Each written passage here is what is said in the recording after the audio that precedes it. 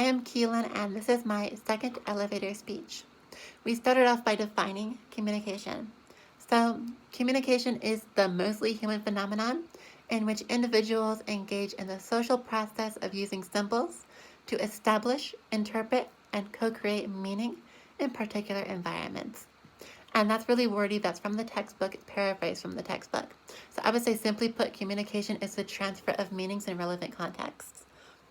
Now, if someone asks why that's important, I would say that studying communication is important because there are different traditions that are used to analyze our communication, and there's different theories that come from those traditions, as well as different contexts that can be observed.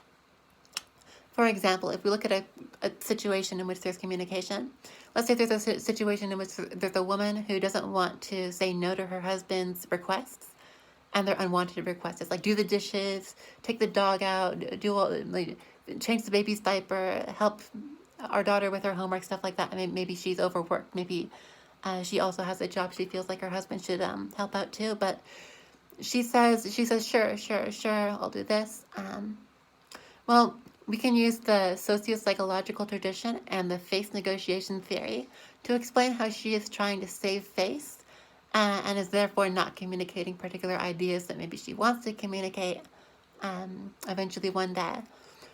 And as a result, she has face concern.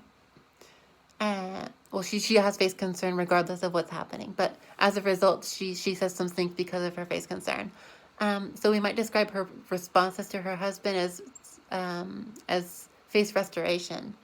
Like her husband might ask her to do something. She might respond a certain way that kind of implies that she's okay with doing it, even though she's not, because she's afraid that she's going to lose face if she says no.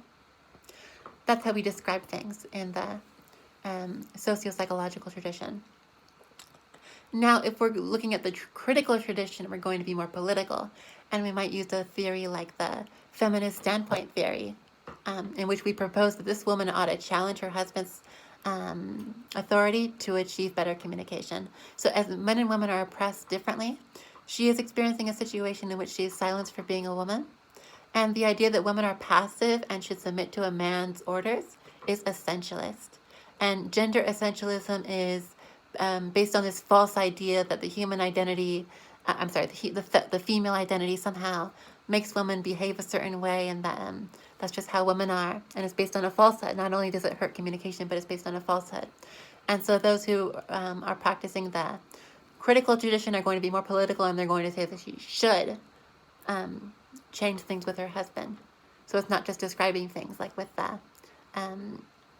other traditions. And there's more traditions that exists.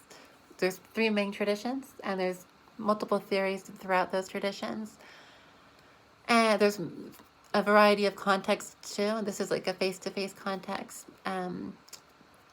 If more people get involved, like let's say her daughter and her son get involved, and there's going to be like a small group context. We might use a different theory to talk about what's going on in the family. And there's a lot of different situations that we can be in. We're in situations with communication every day, not just like her situation, but when we go to the doctor's office, we're face to face with the doctor. Then we go to class, and we're in an organizational context with our fellow students and our professor. With ourselves, when we think about whether or not we should maybe come out to our family members as a particular identity, more interpersonal. There's very different situations, different contexts, different situations and theories that we can use to describe communication and to do something about our communication, to change the way that we communicate. So at the end of the day, there are many ways that we communicate, and there are a lot of ways that we can approach human communication. Thank you.